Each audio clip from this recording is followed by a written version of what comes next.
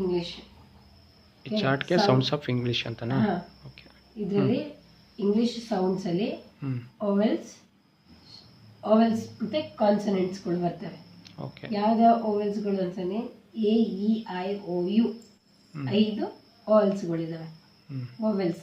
ಆ ಓವೆಲ್ಸ್ ಅಲ್ಲಿ ಕಾನ್ಸನೆಂಟ್ಸ್ಗಳಿದಾವೆ. ಟೋಟಲ್ 44 ನಮಗೆ ಸೌಂಡ್ಸ್ ಇದಾವೆ. ಎಷ್ಟು ಸೌಂಡ್ಸ್? ಇಂಗ್ಲಿಷಲ್ಲಿ 44 ಸೌಂಡ್ಸ್ ಇದೆ. ಅದರಲ್ಲಿ ಅಲ್ಪ ಪ್ರಾಣ ಮಹಾಪ್ರಾಣ ಅಂತಂತಾರೆ. ಇವೆಲ್ಲ ಮಹಾಪ್ರಾಣಗಳು ಅಂತಂದ್ರೆ ಲಾಂಗ್. ಓಕೆ. ಡಿಪ್ಥಾಂಗ್ಸ್ ಅಂತ ಇವಿದಾವೆ. ಆಮೇಲೆ ವಾಯ್ಸ್ಲೆಸ್ ಅಂದ್ರೆ ಕಮ್ಮಿ. ಪ ಟ ಅಂದ್ರೆ ಬರೀ ಮೇಲೆಯಿಂದ ಹೇಳೋ ವಾಯ್ಸ್ಗಳು ಇವು ವಾಯ್ಸ್. ಅದೇ ತರ ಬ ದ ಜ ಆ ಥರ ಹೇಳೋ ಅಕ್ಷರಗಳು. ಟೋಟಲ್ 44 ಸೌಂಡ್ಸ್ಗಳಿದಾವೆ ಇಂಗ್ಲೀಷಲ್ಲಿ. ಶಾರ್ಟ್ ಮತ್ತು ಲಾಂಗ್, ಡಿಪ್ಥಾಂಗ್, ವಾಯ್ಸ್ಲೆಸ್, ವಾಯ್ಸ್ಡ್ ಅಂತ ಹೇಳ್ಬಿಟ್ಟು. ಇದು ಬ್ರಿಟಿಷ್ ಆಕ್ಸೆಂಟ್ನ ಹೋಲಿಕೆ ಮಾಡುವ ಲೆಟರ್ಸ್ಗಳು ಇವನ್ನೆಲ್ಲ. ಓಕೆ. ಇದೆಲ್ಲ ಯಾರಿಗೆ ಹೇಳ್ಕೊಡ್ತೀರಾ? ಮಕ್ಕಳಿಗೆ. ಎಷ್ಟನೇ ಕ್ಲಾಸ್ ಮಕ್ಕಳವ್ರಿಗೆ ಹೇಳ್ಕೊಡ್ತೀರಾ? ಅಂದರೆ ಮಕ್ಕಳಿಗೆ ಆಕ್ಸೆಂಟ್ನ ಚೇಂಜ್ ಮಾಡಲಿಕ್ಕೆ ಇದನ್ನು ಯೂಸ್ ಮಾಡೋದು. ಅಂದರೆ ನಾರ್ಮಲ್ ಆಗಿ ಚಿಕ್ಕ ಮಕ್ಕಳಿಗೆ ಹೇಳ್ಕೊಡೋದಾ? ದೊಡ್ಡವ್ರಿಗೆ ಹೇಳ್ಕೊಡೋದು?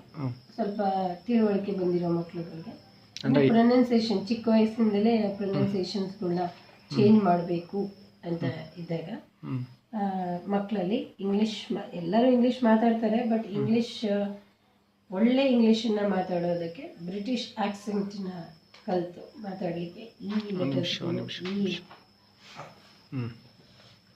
ಬ್ರಿಟಿಷ್ ಆಕ್ಸೆಂಟ್ನ ಕಲಿತು ಈ ಲೆಟರ್ಸ್ಗಳನ್ನ ಬರೆಯೋದನ್ನು ಕಲಿತು ಅವರು ತಿಳ್ಕೊಂಡ್ರೆ ಇಂಗ್ಲೀಷ್ನ ತುಂಬ ಉತ್ತಮವಾಗಿ ಚೆನ್ನಾಗಿ ಮಾತಾಡೋದನ್ನು ಕಲಿಬೋದು.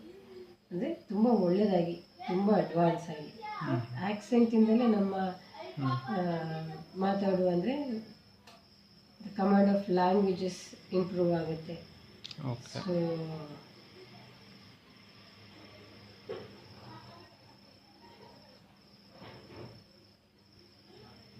ಬಾಯ್ ಅಂತಂತ ಬೋಯ್ ಅಂತ ಹೇಳ್ತಾರೆ. ಸ್ಟಾರ್ ಅಲ್ಲ, ಸ್ಟಾ ಆ ಥರ ಎಲ್ಲ ಸ್ವಲ್ಪ ಸ್ಟೈಲಿಶ್ ಆಗಿ ಯೂಸ್ ಮಾಡೋದು. ಸ್ನೇಹಿತರೆ, ಈಗ ಟೀಚರೇ ಎಕ್ಸ್ಪ್ಲೈನ್ ಮಾಡಿದ್ದಾರೆ ಇದನ್ನು ಯಾವ ಥರ ಹೇಳ್ಕೊಡೋದು ಏನು ಅಂತ. ಇದನ್ನು ಏನು ಮಕ್ಕಳುಗಳು ಇರ್ತಾರೆ, ಚಿಕ್ಕ ಮಕ್ಕಳಿಂದನೇ ಇದನ್ನೆಲ್ಲ ಹೇಳ್ಕೊಡೋದ್ರಿಂದ ಪ್ರೊನೌನ್ಸಿಯೇಷನ್ನು ಚೆನ್ನಾಗಿ ಬರುತ್ತೆ.